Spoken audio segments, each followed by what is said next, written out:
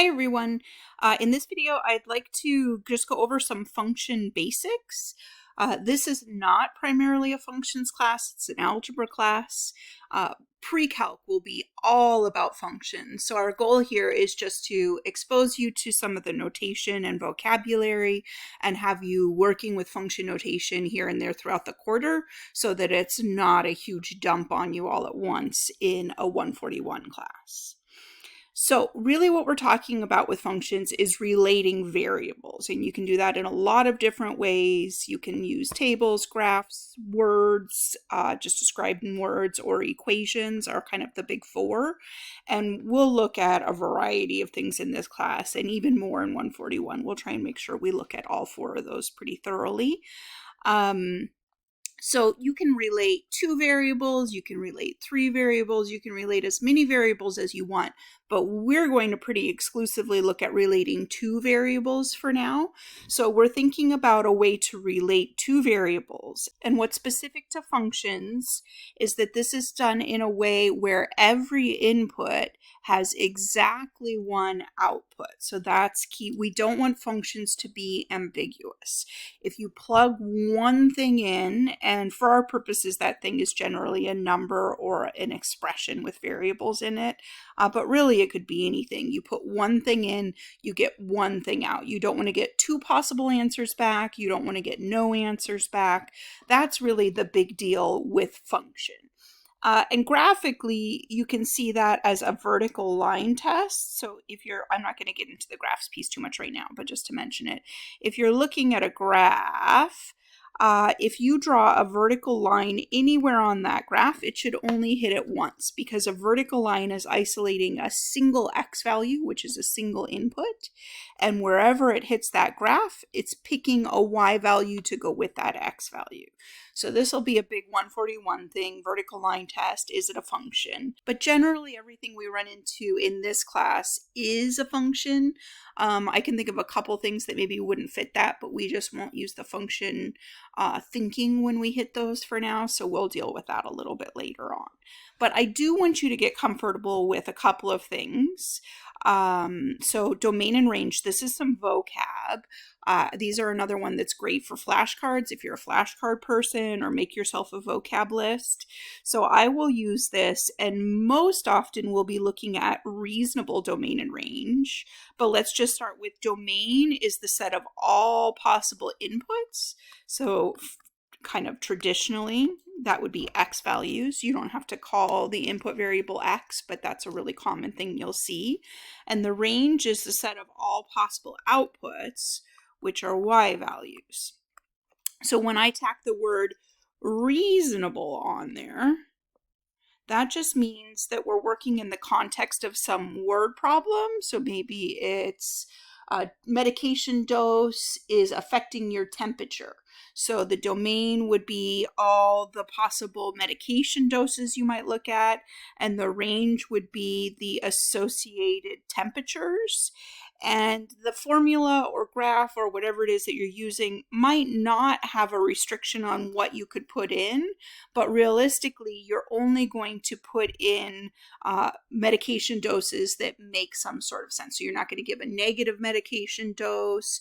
You're probably not going to give 1,000,000 milligrams or whatever it is. So those reasonable restrictions on what makes sense in a real world problem. So that's going to be something we do.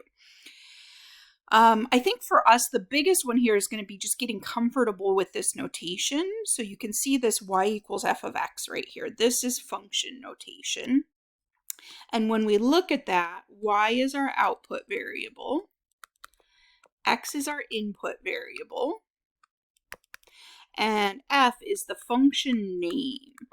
So it just allows us to clearly show not just an x-y relationship, but also which formula or table or graph is relating those 2 variables. So it allows us to specifically reference which thing we're looking at. So we read that y equals f of x. This does tell us that y is a function of x, or another way to say that is y depends on X. You may have heard this independent-dependent business before. Sometimes it's a really nice way to think about it for word problems. So your input variable is the independent variable. A way to think about that is you choose whatever you want, that's the thing you plug in, and then what you get out is dependent on what you plugged in. So let me just write that down, dependent. So for the temperature example, I was thinking that your temp depends on the amount of medication. I could think of situations probably where that would be reversed, but this is kind of what I was going for. So you're being given an amount of medication and it's probably lowering your temperature. Let's pretend we have a fever. That's kind of what's in my head. So there, the temperature depends on the amount of medication. So medication is independent. That is not necessarily being affected by what your temperature is. But it just varies from situation to situation. So that's another way that you can word that. Graphically, we're always going to have the dependent try to be on the y-axis and the independent try and be on the x-axis. So these are all like lots of little tidbits I know that I'm throwing in here. But this y equals f of x, you should be able to read that off. And you should recognize that whatever is in the parentheses is your input and whatever is on the other side is your output. So we'll see statements like f of 3 equals 11. And what I want you to get from that is that we have some function named f, and when we input the value 3, that function outputs 11. If you input 3 into a different function, there's no reason to expect that you would get that same output. So this is specific to function f.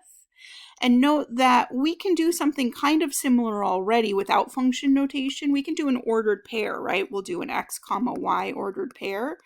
And that does tell us that 3 is the x value, 11 is the y value. What it doesn't have in there is the reference to which function paired those two. So being able to name the function in that statement is sometimes extremely useful. Okay, so this is our function notation. Input in parentheses, output on the other side, and then the function name in there as well. Last thing I want to sneak in here, it's really not going to be a big thing until we get to quadratics, but I want to give it to you here because it's related to some stuff that we've been working on. Average rate of change is something that's really interesting. It's the lead up to the main idea of Calculus 1, which is instantaneous rate of change. We want to be able to figure out the average rate at which a function is changing.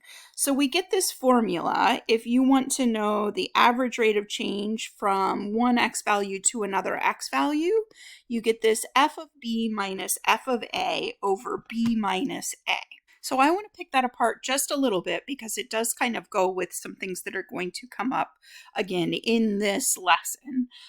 Remember that f of b is a y value, right? We said that y is equal to f of whatever your input is.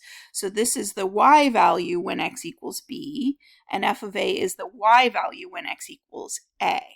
So what we're doing is we're taking two different y values, so something like a y2 minus a y1, and we're dividing between the difference between the two x values. So let's say x1 and x2. And hopefully that rings a bell, as slope. Really what we're calculating when we find the average rate of change of a function is the slope between 2 points on that function. The reason we're getting all fancy with the vocabulary here is because we won't call it slope unless it's a line. A slope of a line is a specific characteristic. It's the constant rate of change. It always changes at that same rate. Whereas if you have something with any kind of curve involved, it's not going to change at a constant rate. It's going to get steeper as we go. So depending on which 2 points you pick, you're going to get a different slope. So we'll get into that. This is kind of the extent of how far I want to go into functions this quarter, but I'm just going to try and mix it throughout, get you a little bit used to that notation as we work on our algebra skills. All right, thanks for watching.